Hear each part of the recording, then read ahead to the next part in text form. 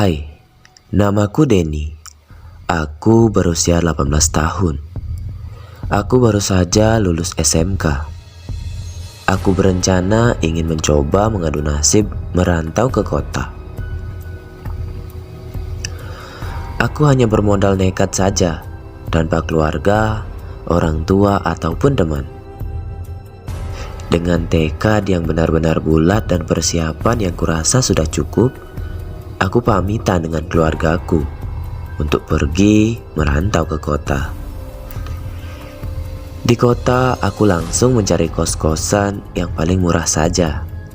Ya, maklumlah, ini karena aku pertama kalinya merantau dan juga belum dapat penghasilan.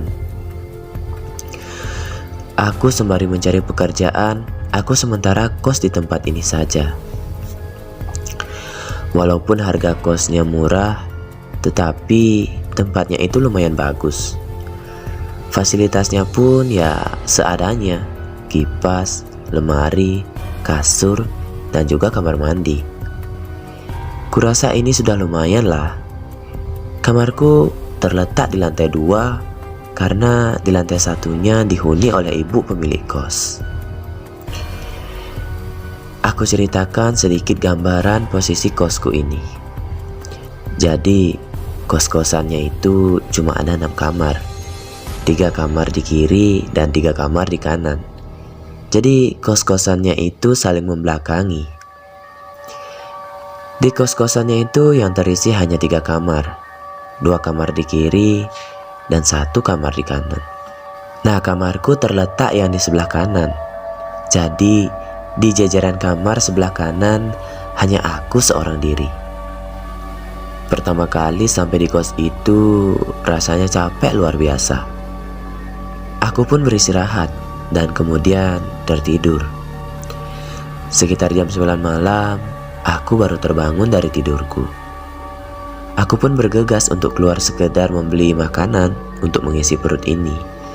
Aku pun mengambil kunci motorku. Kemudian ku naiki motorku dengan santainya. Aku pun menancap gas hingga sampai di sebuah warung makan. Di sana kelihatan ramai sekali. Aku pun bergumam, kayaknya enak makanan di sini. Buktinya banyak yang beli di sini. Aku pun mulai memesan 1 bungkus nasi goreng.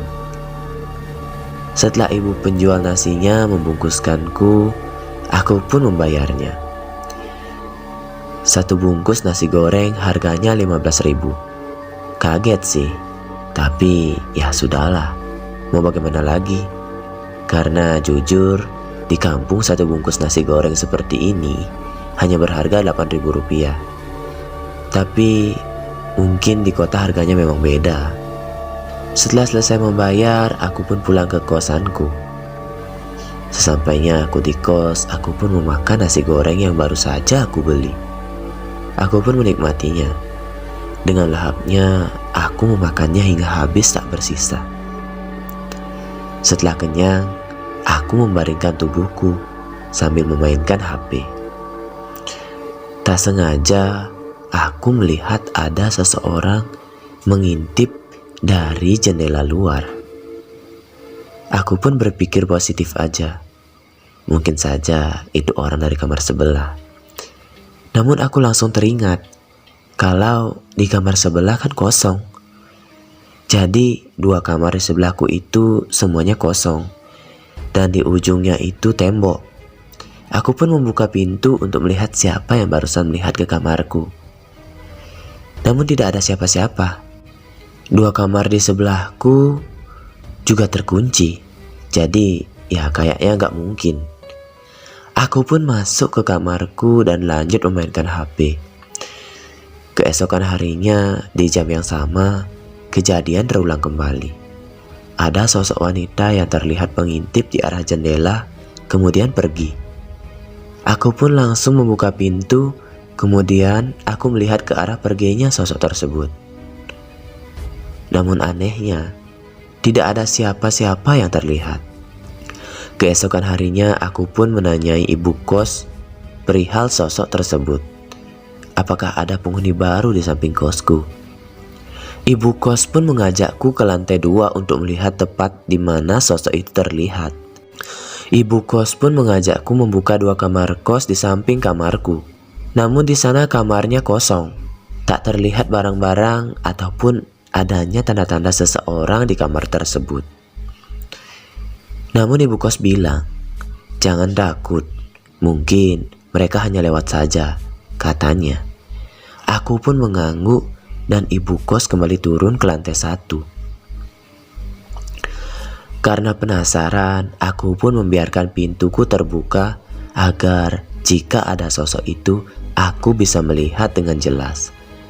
Saat sedang asik aku memainkan HP, aku melihat dengan jelas ada sosok wanita bergaun putih, rambutnya panjang, dan berjalan menunduk. Aku tak bisa melihat mukanya dengan jelas karena ditutupi rambut.